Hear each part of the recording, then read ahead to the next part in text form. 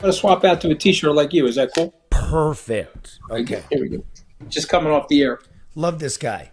How come like are you in the bedroom? Are you Not, naked? not quite in the bedroom, but I am. If you want the visual, I'm naked from the No, waist no. down. What the fuck's that Just guy's name? remember, you want to hear my pronouns, Charlie? Yeah. Because I changed them. You know what I mean? After I realized we were allowed to change them. You want to hear them? Yeah. I'm a lesbian from the neck up, and I'm black from the waist down. And what do you call that man bod in the middle? Well, that's that's I'm a candidate for breast reduction. What can I tell you? That that cart's It's a that, full on trophy husband bod. Okay, yeah, it's called full on trophy husband. Okay, Scaramucci. all right, I'm ready to go now. Thank you for having me. Donald the Don Trump indicted again. Slippery Joe Biden now claiming he's just a weatherman. Washington, D.C. is a rutted field of jackholes running wild. So I'm thinking, what insider knows the players? Who do I know who knows the Beltway a-holes? Anthony Scaramucci, that's who. The Mooch was Trump's Wow, White House. you're like bleeping yourself. Okay, I'm like more profane than you. I'm going to tone it down here. Right, go ahead, Charles. The Mooch was Trump's White House communications director for a whole like 10 days. No, That let's use 11. Don't hurt my feelings, okay? I mean, don't chip me out at 9.1% of my federal career. I mean, either way that you cut it, that world record is only eclipsed by his one-day appearance on Celebrity Big Brother. We'll get yeah, to that conspiracy yeah, after we get yeah, to the latest. Now, Mooch, Trump, he's facing 3 more federal charges for conspiracy and yeah, 1 for obstruction for his lust to remain in power. Now, yeah. you just got off of Anderson Cooper 360. And let me just tell you, brother, 360 means a circle. You're chasing your tail on that fucking show. Don't do that show anymore. You're in the right place you need to be. You, sir, tweeted today 3 arrests, a 4th on the way. Trump is toast. The question is, what kind of toast? Melba toast, French toast, burnt toast? What do you mean by that? Well, I think he's burnt toast. I think he, listen, he'll have political support. One of the weird things, Charlie, you know this from history, when political leaders are jailed to their constituents, to their loyal base, it makes them more powerful. There are good examples of that in Nelson Mandela and Martin Luther King Jr. There are bad examples of that Vladimir in Lenin. Vladimir Lenin. I was just going to get, and Adolf Hitler would be bad examples of that. And so when political leaders get jailed, there's a fervor around them and there's a cult-like behavior coming to their defense. And so to use Trump's own words and quote him, he could shoot somebody on Fifth Avenue. He'd still have a unstinting base. Had 300 MAGA people were asked by the New York Times, did he have any faults? And I think 98% of them said no, they couldn't find any faults in Donald Trump. And so obviously all of us are flawed. So when you get that level of cult-like behavior, he'll have his political support. But I think the hammer of the justice system is going to eventually break that rock. And so, my dad was in construction, always told us it's not the first hit that of the sledgehammer on the boulder or the second. But when you get to that 100th hit and it shatters into a million pieces, which hit was it? It's the accumulation of it. And I think he's in trouble. And you've got another indictment coming in Georgia. It's draining his resources. You see his PAC is down to a couple $1,000,000. He blew $40 or $50 million defending himself. And people are like alarmed by that because people thought they were giving that money to his campaign. But those people are not alarmed by that. They're giving the money to Trump to do whatever the hell he wants to do with it. And so people need to understand that are in the media elite. These people giving money to Trump, he represents them. He is the avatar for their middle and lower middle class anger. He is the chalice, this bitter chalice that they're drinking from, and they'll let him do whatever he wants. So, but I think he wilts. I don't think he can sustain this He's not that superhuman. Well, let me do this since you know everybody here. For the guy I'm sitting next to in the bar drinking out of that chalice, here's what he's telling me. Those thousands of swings on the rock, that was a coordinated plan to beat the guy into pieces and take him out. Would you agree with that? Or did Trump bring it on himself, or a combination of both? Well, I think it's a look. I want to be fair and I want to be please do. objective. I think it's a combination of both. I Okay, don't pause think, there for a minute. Pause for a minute, Yes. because we can go slow here. You Right. are acknowledging that guy drinking out of the chalice. Like, yeah, dude, there is something to that. I am that guy. I grew up with that guy, and I grew up in a blue collar middle class area. I get the guy. I was once that guy, and basically I still am that guy. So I want to be fair. You have a situation going on in the country that's glaring, and it creates a tremendous amount of distrust. And unfortunately, there's no accountability. So let's say that everything that they're saying about Mr. Trump is true, and all of these indictments are true. But what about the Hunter Biden situation? Now, people, oh, well, whataboutism? Don't say whataboutism. But you just have to think about this for a second, Charlie. You're indicting the former president. Maybe every allegation is true, but then the same Department of Justice is allowing Hunter Biden a loophole in a plea bargain agreement where they're going to say, hey, you plead to this, and oh, by the way, you'll have immunity from any of these Foreign Corrupt Practices Acts if you violated any of them. And so that guy in the bar that you're sitting there with, that's drinking that scotch with you, he's like, okay, the system is not fair. And by the way, if I did what Hunter Biden did or I did what Donald Trump did, I would be in jail a long time ago. That's what that guy at the bar is saying. So to me, we have a broken system now. I'm not saying that Mr. Trump isn't going to get punished for some of his misdeeds, but I think that people are looking at the system and saying it's tiering. We always knew that the rich were going to get favored in the system. This is the reason why I'm against the death penalty, frankly, because if you're a poor black person in Texas, you may or may not even done the crime, but there's a good chance you're going to go to the gallows. But if you're a rich white guy, you could take your machine gun into a shopping mall and spend $20 million, get yourself acquitted on insanity. So it's not a fair system, 100%. It's one of the more fair systems in the world. But I do think that guy at the end of the bar, that's the reason why he's locked in tight with Donald Trump. He thinks this is persecution to the ninth power. And he's looking at the situation and saying, okay, I hope Trump fights back and does in some of these members of the establishment that are tiering the system. That killed us all. Okay, so let's put this in order. These thousand swings you're talking about. I say, forget Stormy Daniels. That's a bullshit charge. I can't understand. Like, I understand it was hush money. There's no doubt what he did. I don't understand how that's a felony. It felony. was the cover-up of the hush money. Remember, if you read through the indictment, it's a cover-up of the hush money. So he used the corporation to cover it up. And so there's an issue there whether it was campaign finance spending or not. It didn't show up on its taxes. Yeah, but Hillary Clinton's campaign did the same thing with the Steele dossier. By the way, you didn't ask me this, but I'll answer it. And I said this when the charge happened. I said that was a malpractice. I thought that was very unfair. There was partiality, a lack of objectivity in the justice system. See, I don't mind, dude. I don't agree with that charge. I don't mind if they brought that charge, then bring it against Clinton too. She did the same thing, but we move that aside. You can that's the problem. That's the tiering. So I don't think that charge was fair. If you want to go to the other charges, the ones let me do it. Okay, so let's go. Okay. Now we do the Mar-a-Lago, and Trump likes to fly around his secret document, show what a big shot he used to be, right? Okay. He's out of office. I don't know how big that pot roast is. But now, with these charges this week, for the first time in American history, somebody's been charged for actions that they conducted while president of the United States. Is that what makes this indictment such a big deal?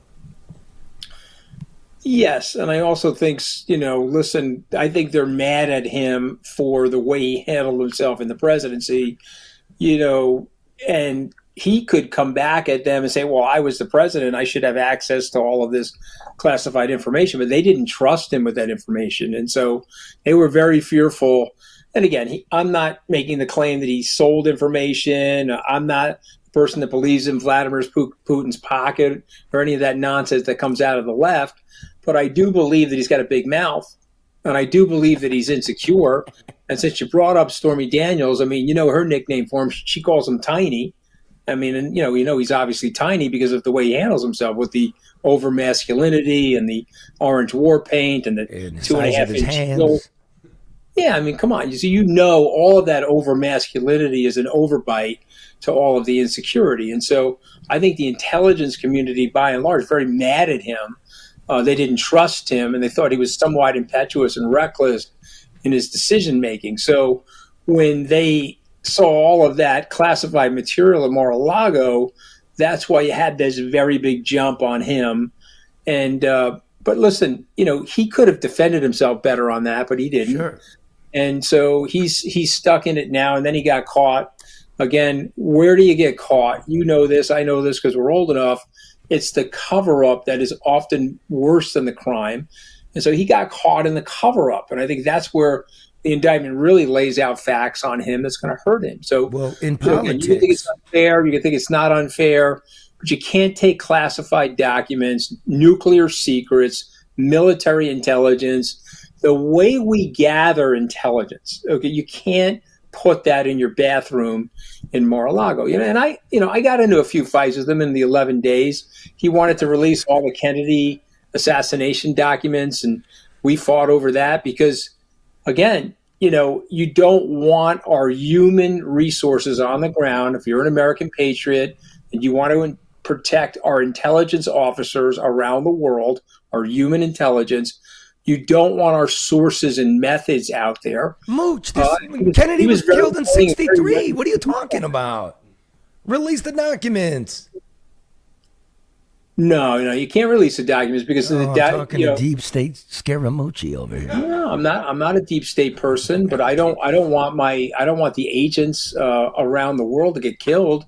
Let me tell you something. If your son was serving in the CIA and he was stationed in a dangerous place, and we're releasing information about how he's contacting us, and we're releasing information how we're gathering human intelligence, and it allows our adversaries to figure out and identify who our agents are. From 1963? We see those agents get killed. That's deep state? No, that's patriotism. Okay, let me bring it back here because I'm not anywhere close to the deep state. I hate the deep state. I was only saying, Tony, that Mar-a-Lago didn't even bother me that much. I found it to be ridiculous, but the charges this week, because these are actions taken by a sitting president, this could really snowball. This could really diminish the institution. And I'm reading the charging documents, and Prosecutor Jack Smith dispensed with the First Amendment arguments of freedom of speech or the fact that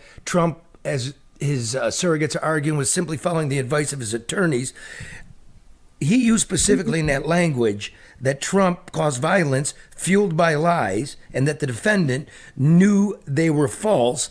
And then he points out that the DOJ told him so, the White House counsel told him so, the Department of Homeland Security told him so, state Republican Party leaders told him so, even I told him so.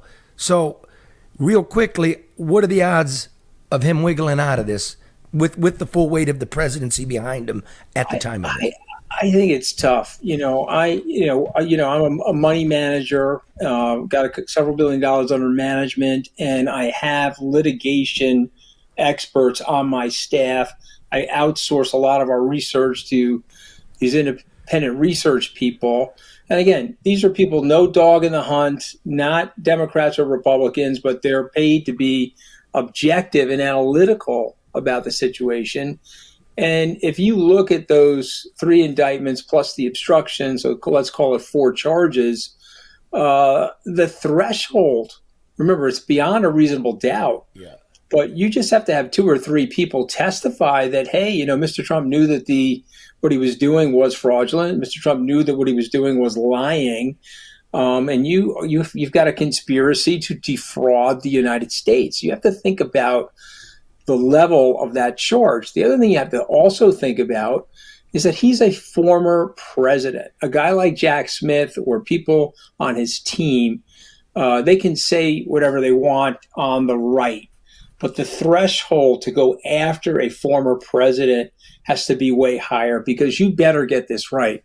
You got to get into the courtroom and you have to overwhelm a jury with the evidence against a former president. And so I don't know. Anything can happen. I know it's a crapshoot. I mean, I only learned two things when I was in law school. One was don't be a lawyer. I thought that was very obvious. And then the second thing was try to avoid jury trials, because you have capricious jurists and you have you're a 50-50 on the potential outcome. So, but if you talk to people, forget about me, because everyone thinks I'm biased because I'm fighting with Trump.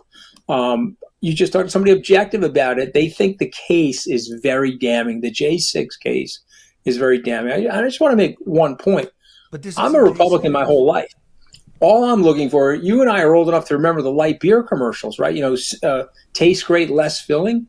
I want same policies, less crazy. That's all. That's all I'm looking for. Same policies, less crazy. Well, let's go crazy, though. He represents crazy. He represents havoc and chaos and crazy. And these are yes, speaking of, just going right out here to crazy land. These are, by my count, something like his 80th charges, right? And every time he gets charged, the guy goes up in the polls, and raises money. He raises money. It's quite likely he could be elected while still waiting for trial. It's it's possible, not likely, highly unlikely, that he could be sitting in the cooler and elected president. That's how crazy this is. It is possible, although that stuff is weathering, and people, when they're under that much siege, they start making mistakes. But I don't, I'll make a prediction on your show. It's not clear to me that writing this down, President Biden is going to be the nominee. And people say, well, what are you talking about? It's a fait accompli. Not necessarily. That's what Tucker Carlson last cycle said on this show. Well, there's a rumor out there. The New York Times that is going to report a story about insiders in the White House talking about the president's declining faculties.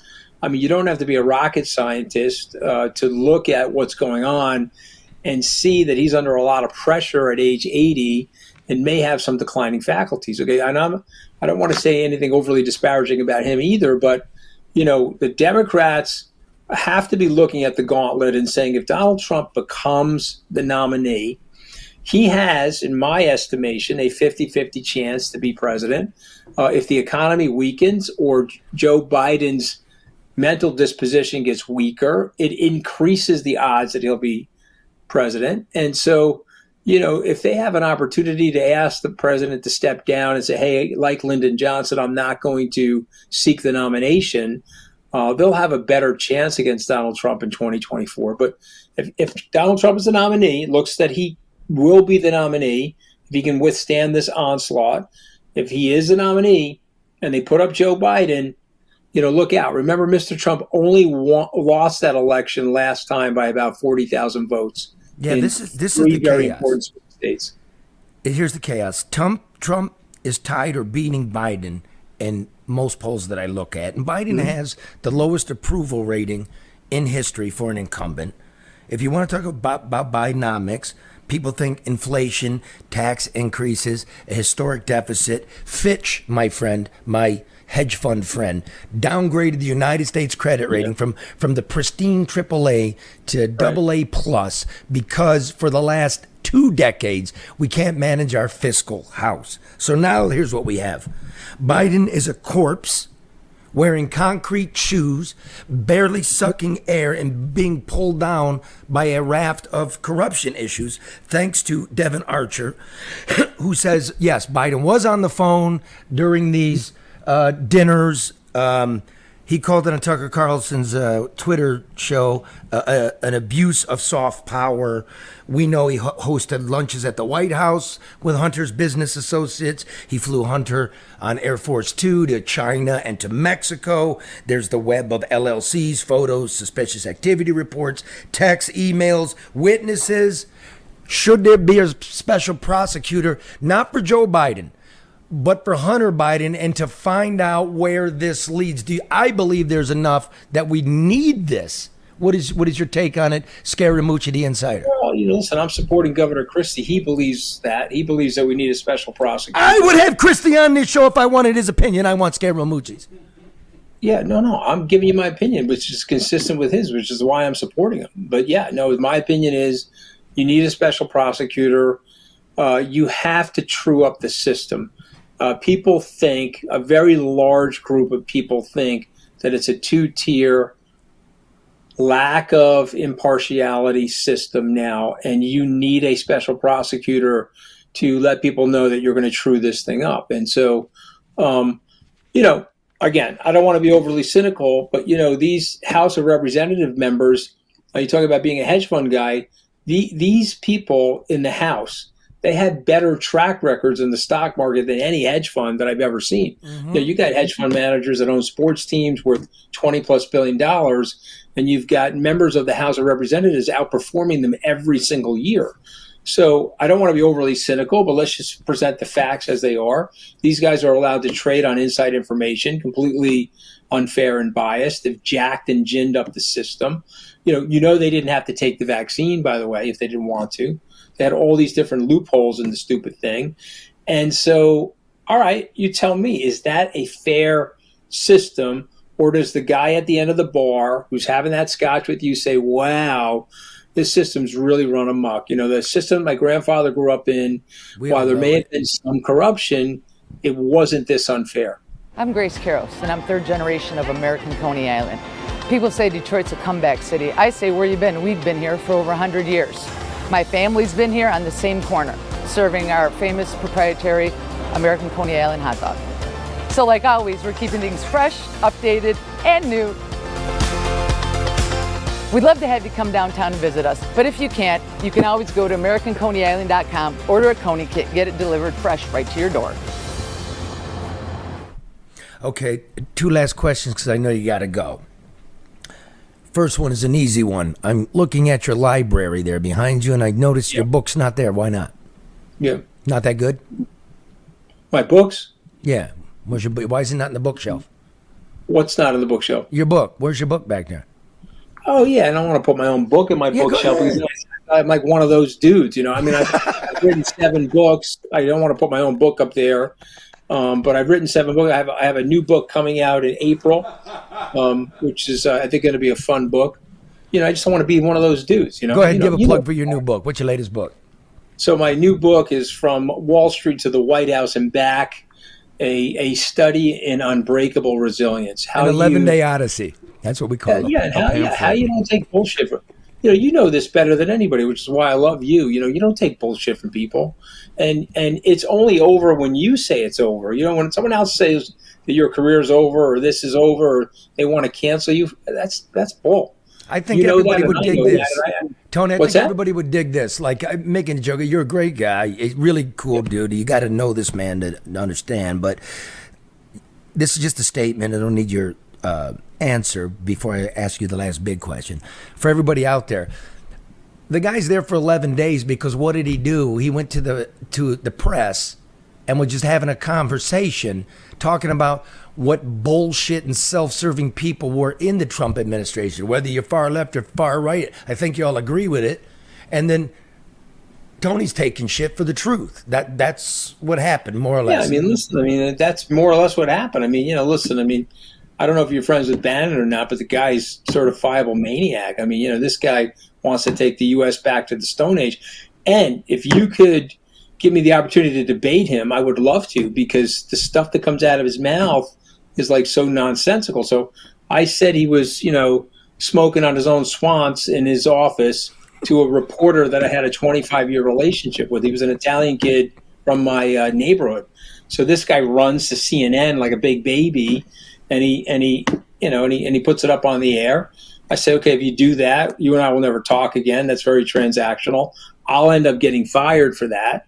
And he's like, okay, look, I want to get you fired. Let's scrap our 25-year relationship and let's have you get fired, So I got fired. But you know what? I took it like a man. I didn't blame President Trump for that. I didn't blame General Kelly for that. I am fully accountable for that firing. I said something to a reporter I trusted. I technically didn't say it was off the record. That's my fault. I own it. But here's a big lesson for the people listening to your podcast. Big deal. Okay, you have ups and downs in your life. You have trials and tribulations. I got fired from the White House. I don't carry a millstone of regret around my neck every single night. I take it off, put it down, and go forward without thinking about it that much. And I think people have to do that in life if they want to be happy and live a great life. And I think that's the message of my next book that's coming out in April. The 11 days that shook the world. Yeah, but thank you for saying 11, because it really was 11, and by the way, it's sometimes I tell my therapist it was 954,000 seconds because, it makes it sound longer, but it was good. It's good. You probably wouldn't know who I was if I didn't do that. And so I now have a platform to kick Donald Trump's ass, which, I enjoy. And Biden's. He is one, let me tell you something, he is one bully and he is one baby. Who, Trump or Biden? What's that? Trump or Biden? Who are we talking about now? I hate them both, man. I just... Well, it doesn't matter. I would rather have... But Biden, it's like Weekend at Biden's. It's like half body's full of formaldehyde. You know what I mean? So I would rather have him because at least it's not going to do too much damage. Trump is like the orange wrecking ball. You know what I'm saying? This guy doesn't give a shit about the democracy. He'll blow the thing to pieces. So okay, if it's those two guys, I'll be working for Joe. And, he's probably got 5 good hours a day now at age 80, but that's fine. It's better than working for the lunatic, man. See, Charlie, I work for the guy. I know how crazy he is. He has no executive management skills, and he's a very reckless, very self-serving guy. Why are you laughing, man? Because I'm telling you the truth. I'm telling you where it's at. That's why you're laughing. It's like formaldehyde. Half formaldehyde. I didn't say the whole body. Half Okay. Finally, I don't know if you signed an NDA. I don't know if this would interfere with your security clearance, but Go ahead. I would like tonight to lay the rest to the biggest conspiracy theory out there, namely you did one episode of Celebrity Big Brother, and the truth here now, please make some news. What did you do? Yeah. Murder? No. First of all, I did 4 episodes. Okay. Wait, why are you holding up 5 fingers? And I lived in the Big Brother house for 9 days. They came to me with the contract. They told me I had to live in the house for 28 days. I'm running a multiple $billion-dollar asset management firm. I told CBS, listen, I'm very sorry, I can't do that. I got to work. Plus, I'm flying to the World Economic Forum to make a speech. I can't miss that. So I'm sorry. They then came back to me and they said, okay, listen, what about 9 days? And what about if we made you a plot twist in the story where people thought you were like a real contestant, but you bail on everybody after the 9th day? Would you be willing to do that? And I said, sure. And so that's what happened. And so, people can make up whatever they want. See, what's happening in our society now, everybody's got a news platform. Everybody's got a Twitter feed or a Threads feed, and they just make shit up. And, I had a contract for 9 days. I fulfilled the contract. I left after the 9th day. And I had a lot of fun in the house. But you know where I had more fun? And you would be great at this, by the way. I went on Special Forces, the Fox show last year, and I was in the Jordanian desert with Mike Piazza and Danny Amendola, Dwight Howard from the Lakers, and they had us jumping out of helicopters. They set our asses on fire. We were rappelling down the Tower of Aqaba, which is right on the southern tip of Jordan, off the Gulf of Aqaba. And so that was a blast, and I'm 59 now. I was 58 when I was doing it. I was hoping to get like a Geritol vitamin advertisement after that, but that didn't come to pass. But, look, that was great fun. So all this stuff wouldn't have happened if I didn't get fired from the White House, Charlie. So I'm happy about it. So it didn't have anything to do with Epstein's prosecutor. What's that? I said it didn't have anything. You didn't get an Epstein deal from CBS. Epstein deal, no. Yeah, like you could. No, I mean, thank God I wasn't famous or rich enough for that guy. When he was riding high in New York, I mean, he preyed on everybody. Thank God I was off the radar screen. Yeah, how did he prey on everybody, dude? Would he get him close and then learn shit about him and videotape him? I don't know. I don't know. But if you look at the list of people that had associations with him, they were targeted by him. I mean, that seems pretty obvious. Oh wow. All right, we'll leave it at that, brother. Hey, listen, thanks for really cutting some time out. I know you're really busy. No, listen, I appreciate you moving this for me. You're terrific. I'd love to come back on. I love the questions. And next time I come back on, I'm going to be holding my book up, just like this, All right. the whole time. And we'll post it on his website. All right, brother. All right, Thanks, you be well, man. Charlie. Thank you, brother. Bye. You know what I hear a lot? Charlie LeDuff newsman. I thought you were dead. I'm not dead. I'm doing the news, the real news, right here, the No BS News Hour. You can find us on YouTube. You can find us on Facebook, Odyssey, or download it wherever you get your podcasts. Power the people.